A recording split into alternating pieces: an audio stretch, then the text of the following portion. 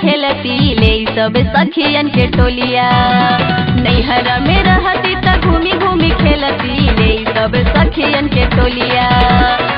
सोही के बलमुआ नहीं अइलनु हो रोवे होलिया में चोलिया।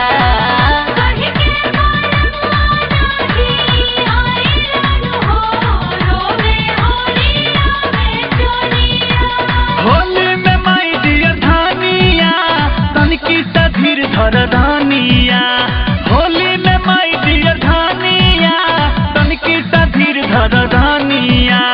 होली के तैयारी तू करत रह रच के छुट्टी खातिर जोर लवले पानी हमहू मच के।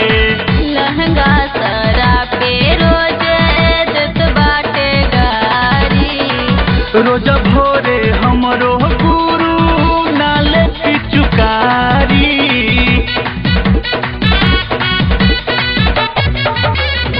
लहंगा सरा पे रोज देत बाटे गारी। रोज भोरे हमरो गुरु नाले पिचुकारी।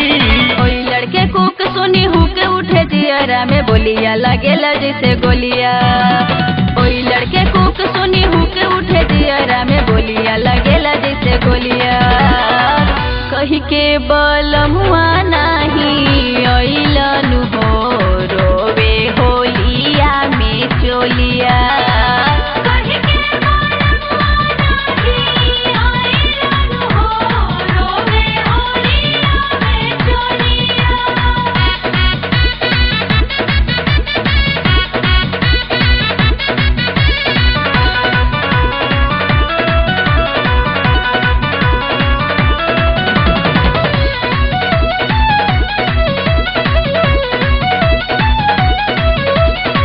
अतना दिन धीर धैनी होलिए के आसे। आई भी जरूर नहीं रहब उपासे।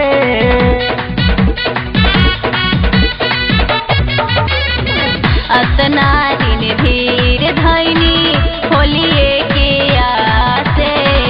आई भी जरूर नहीं रहब उपासे। कर जनी खीस आई भी बड़ी की समीत लेके रंगवा अबीर भरी झोलिया। कर जनी खीस आई भी बड़ी की समीत लेके रंगवा अबीर भरी झोलिया। समत जरे के दिन तक आई है मनोहर हंसी होलिया में चोलिया।